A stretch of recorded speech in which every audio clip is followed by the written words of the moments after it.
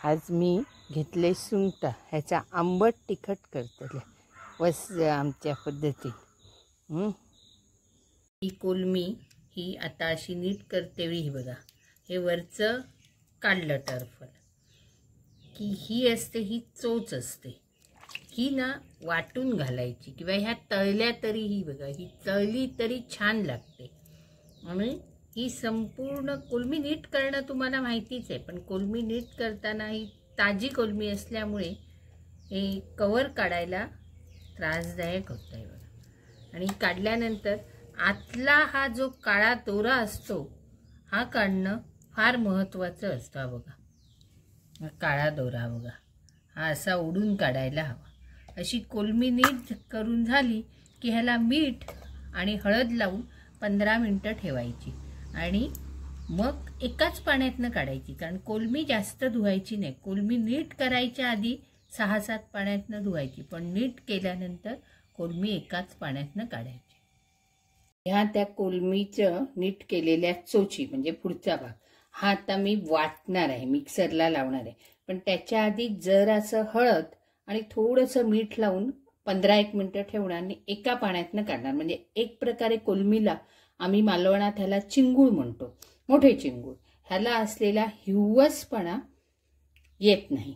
तसंच ह्या कोलमीला सुद्धा मी आता हळद आणि मीठ लावून ठेवणार आहे। ही बघा, एवढीशी हळद घेणार आहे आणि मात्र हे हळद आणि मीठ लावल्यावर ते एका पाण्यातनं काढणार, म्हणजे त्या कोलमीला असलेला हिवसपणा निघून जातो। तसंच चोचीलाही मी लावून ठेवणार आणि हे मीठ, हे एवढं मीठ लावून ठेवणार, म्हणजे त्या कोलमीचा असलेला हिवसपणा गेला, एका पाण्यातनं काढलं की झालं बघा।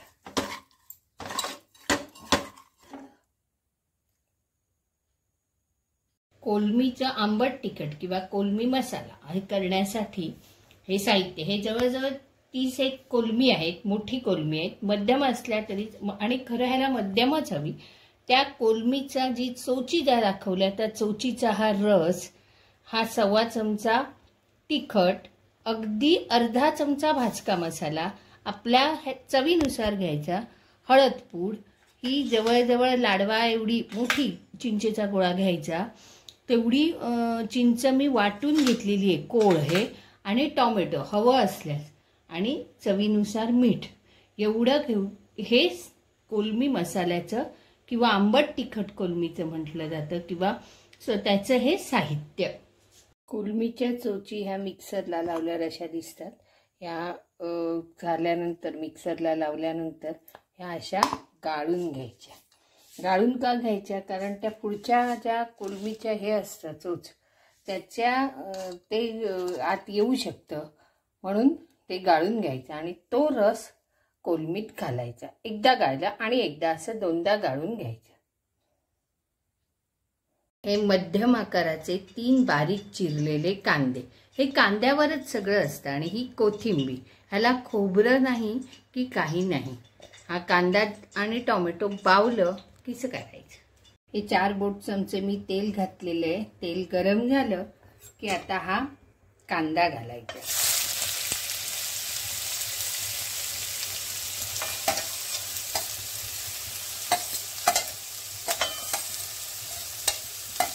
हा कांदा ना परतायचा, त्याच्यावर हे मीठ घालायचं आणि 1 मिनिटभर ठेवायचा, आणि कांदा चांगला शिजला की मग टोमॅटो घालायचा।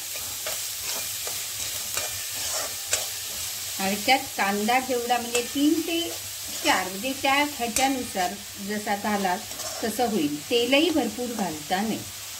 हे कोलमीचं करते म्हणजे आमच्या चिंगळाचं करते मी, चोची आहेत ना त्या वाटून घातल्या की ते आणखीन सुंदर लागतं बघा। हा कांदा जरा असा चॉकलेटीसर झालाय, त्याला बावणं म्हणतो आम्ही मालवणीमध्ये। तर हे बारीक चिरलेला टोमॅटो हावर घालायचा, आणि हे दोन्ही एकत्र शिजलं की बाजूने आपोआप असं तेल सुटतं, आणि मग बाकीचं घालायचं।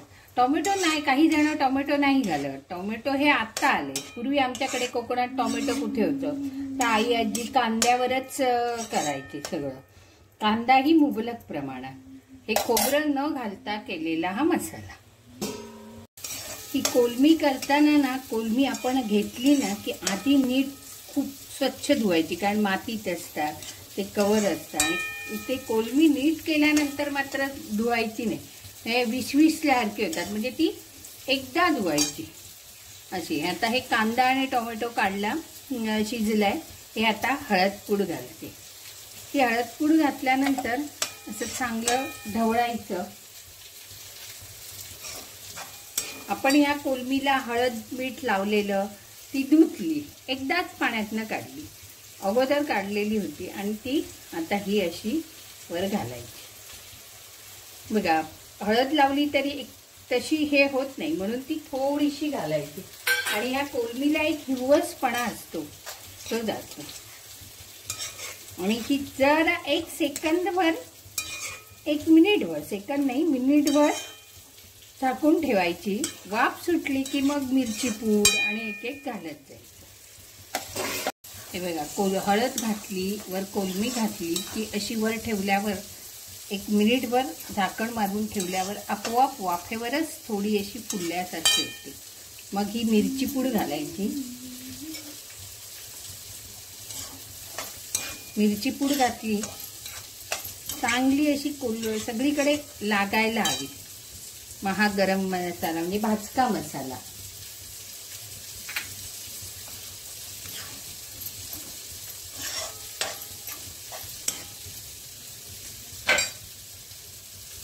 तोचीचा आपण जे वाटून रस काढतो तोचीचा, तो घालायचा.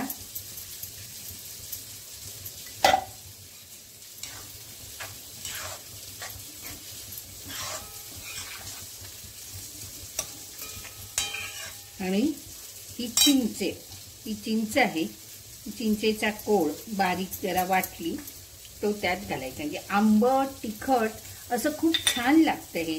जेव्हा आपल्याकडे खूप कोलमी असतात, हे आंबट तिखट म्हणजे चपाती बरोबर खायला, भाकरी बरोबर खायला असं मस्त लागतं.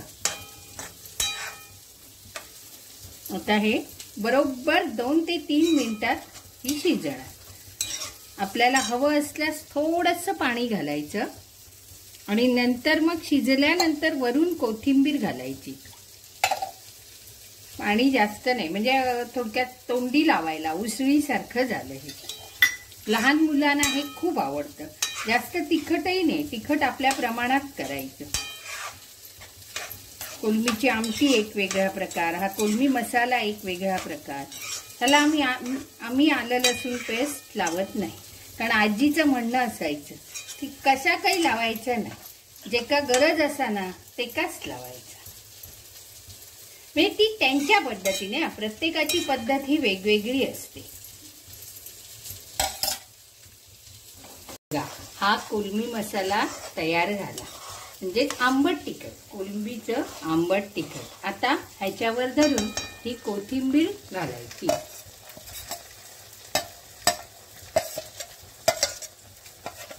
आणि झालं तयार.